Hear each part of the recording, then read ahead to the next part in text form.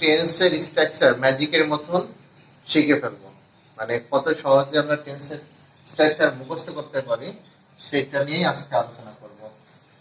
তবে একটা বাক্য গঠন করার আগে খেয়াল রাখতে হবে যে কি কি থাকে। সাবজেক্ট, তারপরে সাহায্যকারী ক্রিয়া আসে যেটা অক্সিলারি ভার্ব বলা হয়, তারপরে ভার্ব, তারপরে অবজেক্ট। এখন টেন্সের স্ট্রাকচার জানার আগে আমাদের একটা বিষয় খেয়াল রাখতে হবে যে টেন্স কত প্রকার, কি কি। টেন্স প্রধানত হচ্ছে তিন প্রকার: প্রেজেন্ট টেন্স, পাস্ট টেন্স আর ফিউচার টেন্স। এবং এরপরে প্রত্যেকটা টেন্সকে আবার চার ভাগে ভাগ করেছে: ইনফিনিট, কন্টিনিউয়াস, পারফেক্ট আর পারফেক্ট কন্টিনিউয়াস। তাহলে ফিউচারে মোট 12টা স্ট্রাকচার আজকে জানবো। আচ্ছা, আমরা প্রথমেই খেয়াল রাখবো যে একটা বাক্যের সাবজেক্ট অবজেক্ট সবই যদি থাকে তাহলে আমরা সাবজেক্ট অবজেক্ট দেখি যে প্রত্যেকটি আমরা লিখবো সাবজেক্ট এবং অবজেক্ট। আজকে কিন্তু স্ট্রাকচার গুলো কিভাবে মুখস্থ করব এবং সহজে মনে রাখা যাবে সেটা শিখছি। ক্লিয়ার? দেখো প্রত্যেকটারই আমরা subject object subject object subject object বসাইছি। এরপরে নেক্সট কি বিষয়টা খেয়াল রাখবো, প্রত্যেকটা এই যে সাবজেক্ট অবজেক্ট বাদ দিলে থাকে সাহায্যকারী ক্রিয়া এবং এরপরে থাকে ভার্ব। এই দুটো শেষ করে টেন্সের স্ট্রাকচারও শেষ এবং টেন্সও শেষ হয়ে যাবে। তাছাড়া সবকিছু ঠিক আছে। তাহলে প্রেজেন্ট ইনডিফিনিটে সাবজেক্ট প্লাস ভার্বের প্রথম রূপ প্লাস অবজেক্ট। ওকে, প্রেজেন্ট পরে থাকবে পাস্ট, পাস্ট ভার্বের দ্বিতীয় রূপ, সবসময় পাস্ট হলে ভার্বের কোন রূপ হবে? দ্বিতীয় রূপ হবে। আর ফিউচারে শ্যাল এবং উইল হবে। এরপরে ভার্বের প্রথম রূপ প্লাস অবজেক্ট। ফিউচার মানেই শ্যাল উইল, শ্যাল উইল থাকবেই। ওকে, প্রত্যেকটা স্ট্রাকচারে ফিউচার কথাটা যুক্ত হওয়া মানেই শ্যাল উইলটা থাকবে। এবার দেখি যে প্রেজেন্ট ইনডিফিনিটে অনেক সময় ভার্বের সাথে এস বাই এস যোগ হয়। হ্যাঁ, অনেক সময় ভার্বের সাথে এস বাই এস যোগ হয়। এই এস বাই এস যোগ হয় ডিপেন্ড করে এই যে সাবজেক্ট আছে, সাবজেক্ট অনুসারে ভার্বের সাথে এস বাই এস যোগ হয়। এটা মনে রাখবেন।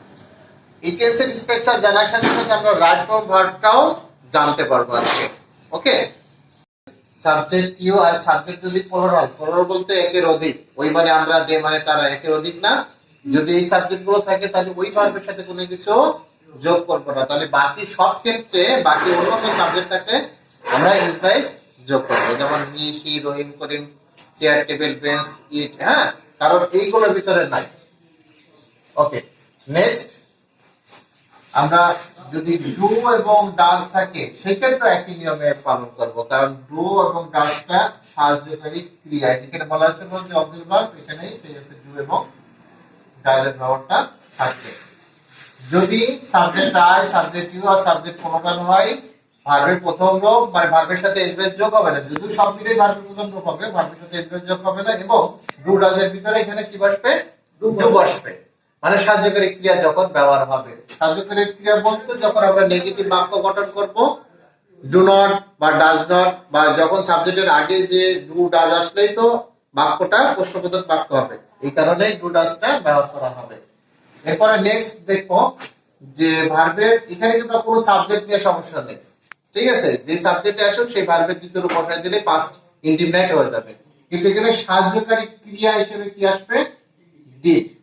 ওকে, আচ্ছা নেক্সট আমরা দেখি যে এখানে সাবজেক্টের পরে কি আসলো? শ্যাল অথবা উইল। এখন কোথায় শ্যাল উইল বসে? সাবজেক্ট যদি আই হয় এবং উই হয় মানে আমি, আমরা, সেই ক্ষেত্রে শ্যাল, আর অন্য ক্ষেত্রে সব কি হবে? উইল হবে। মানে সাবজেক্ট আই এবং উইতে কি হবে? শ্যাল, আর বাকি যত সাবজেক্ট আছে সব ক্ষেত্রে উইল ব্যবহার করব। তবে বর্তমানে আমরা সব সাবজেক্টের ক্ষেত্রে উইল ব্যবহার করলেও হবে যদি আমরা কথোপকথনে বলতে চাই। ওকে, কিন্তু গ্রামাটিক্যালে সাবজেক্ট আই আর সাবজেক্ট ইউ হলে সারা বাকি সব ক্ষেত্রে উইল ব্যবহার হয়। নেক্সট দেখি যে কন্টিনিউয়াস। কন্টিনিউয়াস মানে বাক্যটা অবশ্যই চলমান থাকবে। কি থাকবে? চলমান এবং ভার্বের সাথে আইএনজি যোগ হবে। মনে রাখতে পারবো না যে কন্টিনিউয়াস মানে ভার্বের সাথে আইএনজি যোগ এবং এই বাক্যটা চলমান থাকবে। তাহলে আমরা প্রত্যেকটা ক্ষেত্রে দেখো সাবজেক্ট প্লাস অবজেক্ট লিখে নিই, subject plus object, subject plus object. তাহলে আমরা নতুন বিষয়টা পেলাম যে এখানে আমরা যদি এই যে পর পর সাজানো যে চারটি বিষয় আসে তার মধ্যে ভার্বের সাথে আইএনজি যোগ পেলাম, কারণ কন্টিনিউয়াস এটা, তাহলে প্রত্যেকটাই কন্টিনিউয়াস, তাহলে ভার্বের সাথে আইএনজি যোগ, ভার্বের সাথে আইএনজি যোগ, তাহলে সবগুলো টেন্সই তো একই রকম হয়ে যাচ্ছে। তা পার্থক্য করবে কোন ক্ষেত্রে? পার্থক্যটা আসবে যখন এখানে সাহায্যকারী ক্রিয়া বসবে, am, is, আর যদি থাকে তাহলে এটা কোন টেন্স হবে? প্রেজেন্ট কন্টিনিউয়াস, মানে সাবজেক্ট প্লাস আইএনজি ভার্বের সাথে আইএনজি প্লাস সাবজেক্ট, তখন প্রেজেন্ট কন্টিনিউয়াস। এরপরে যে বিষয়টা থাকবে যদি was এবং are থাকে তাহলে এটা কি হবে? পাস্ট কন্টিনিউয়াস, তার মানে am is are প্রেজেন্টে R পাস্টে was are। আর এরপরে কি shall be আর যদি will be থাকে তাহলে এটা কোন টেন্স হবে? Future continuous tense. ওকে, তাহলে shall be will be কোথায় বসে? একই রকম ভাবে ওই যে সাবজেক্ট I ওই থাকলে shall মানে shall be, আর বাকি সব ক্ষেত্রে will be মানে will। ওকে, তাহলে বাকি এখানে দেখি যে am is are কোথায় বসে। তাহলে দেখো দিন একটু যে am is are কোথায় বসে।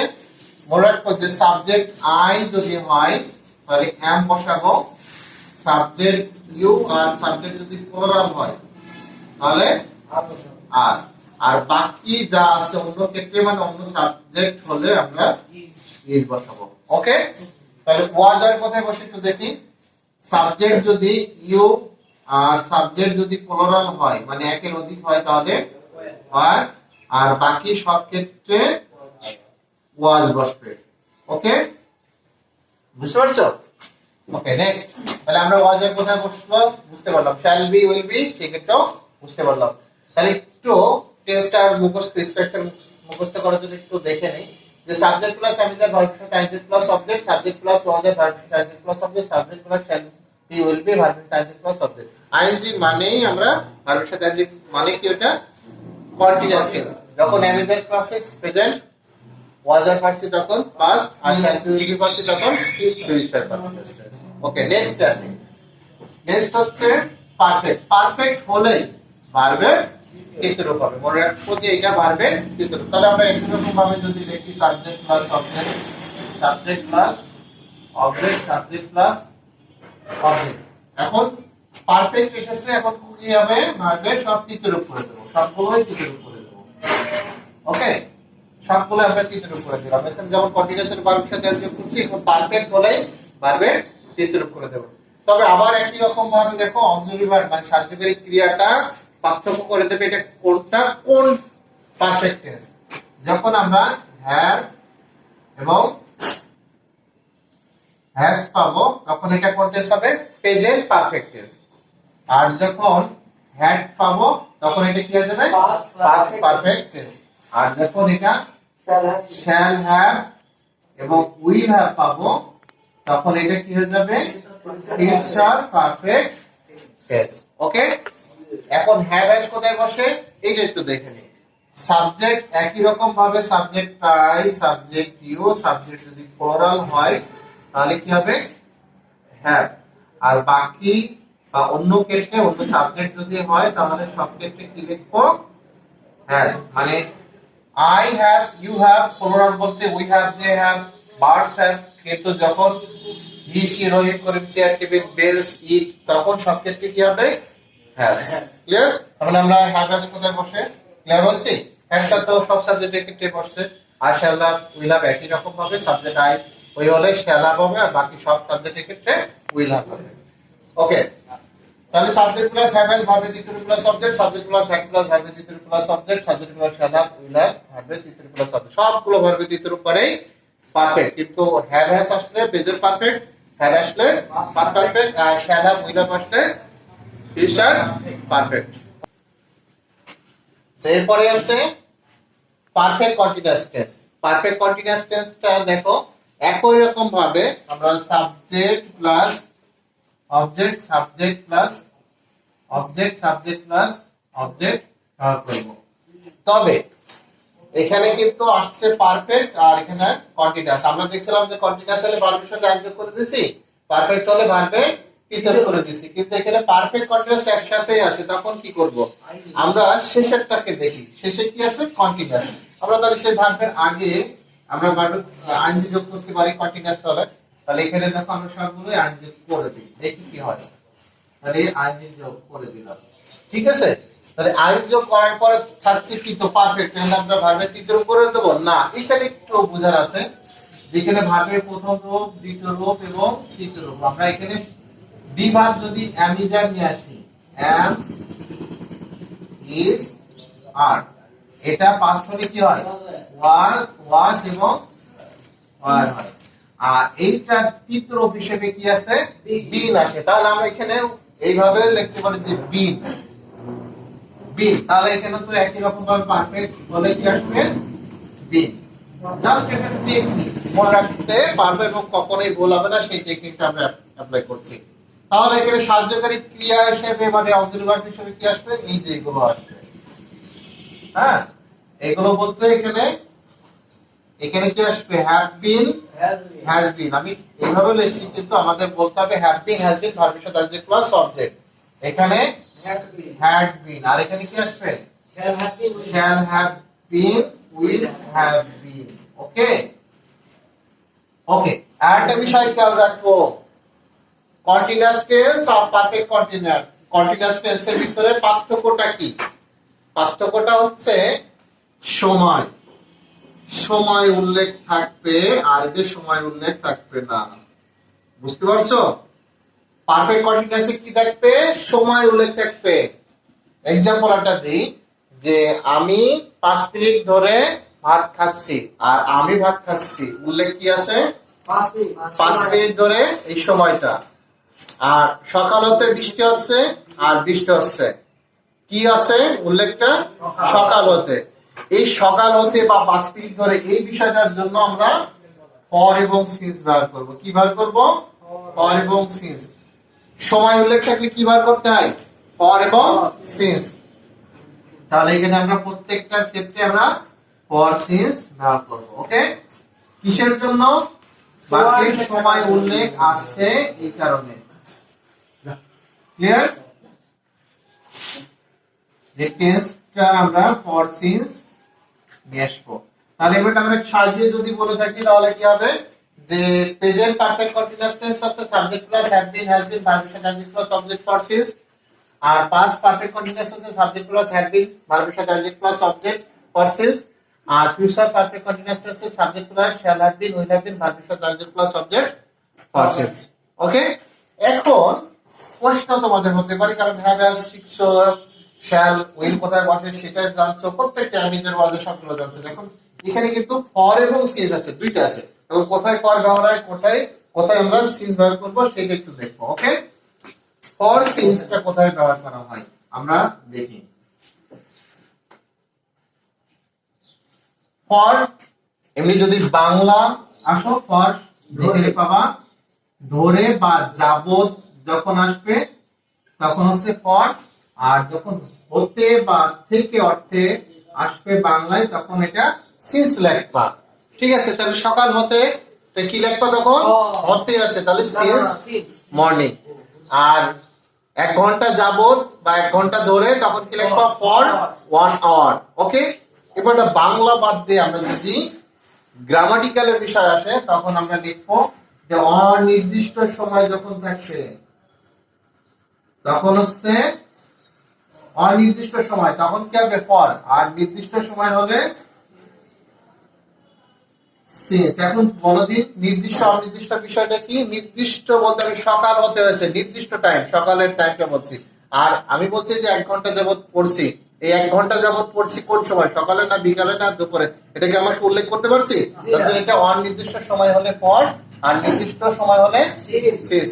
আচ্ছা, এইটাও যদি তোমাদের মনে না রাখতে পারো, এইটা খেয়াল রাখো, যখন সংখ্যা আকারে থাকবে, সংখ্যা বলতে ওই যে 1 ঘন্টা 2 ঘন্টা বা 1 উইক 2 উইকস 3 মান্থস, 1 মান্থ, এই সংখ্যা আকারে যখন থাকবে তখন এটা ফর, আর সংখ্যার উল্লেখ না থাকলে তখন এটা সংখ্যা না থাকলে তখন এটা লিখবা সিন্স। আচ্ছা, সংখ্যা না থাকলে আর সংখ্যা থাকলে এই বিষয়টা আমি একটু এক্সাম্পলে আসি। হ্যাঁ, তবে এখানে সাল বাদে, সালটা বাদে সব ক্ষেত্রে আমরা সংখ্যা সংখ্যা না থাকলে এই বিষয়টা মনে রাখবো।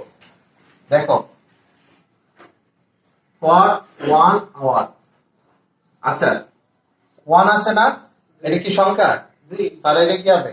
ফর, আচ্ছা ফর 2 উইকস, এটা কি সংখ্যা? এখন 1 2 এমনি যদি টি ডাব্লিউ 2 লেখো সেটাও তো সংখ্যা আকারে থাকবে। ওকে, আমরা যদি ফর 3 মান্থস, এটা কি সংখ্যা? হ্যাঁ, তাহলে সংখ্যা, তাহলে এটা আমরা কি করব? ফর। আচ্ছা ফর 4 ইয়ার্স, এটা কি সংখ্যা? হ্যাঁ। আর এজমেন্টের বিষয়টা বলছো, একের অধিক যখন এসে প্রয়োগ করতে গেলে আমরা এখানে কি করে দেখি? এস যোগ করে দিই। তাহলে একের অধিক, এগুলো একের অধিক, এটা 1 আসবে, এটা যোগ করে দিই। কিন্তু একের অধিক যখন হয়ে যেত তখন কি করতাম? এস যোগ করতাম। এই কারণে এজমেন্ট যোগ হয়েছে। ওকে, আচ্ছা এবার সিন্স মর্নিং, আচ্ছা মর্নিং কি সংখ্যা আকারে আছে? জি না। তাহলে এটা কি হবে?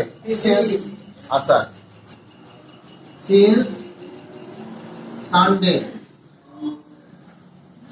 সানডে তো একটা সময়, তাহলে এটা কি সংখ্যা আকারে আছে? না, তাহলে সিন্স হয়েছে।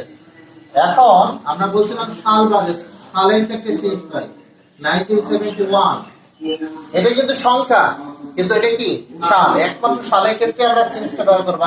আর একটা টেকনিক কি মনে রাখলাম, সংখ্যা হলে আমরা পর, আর সংখ্যা না হলে সিন্স। ওকে, সাল বলে।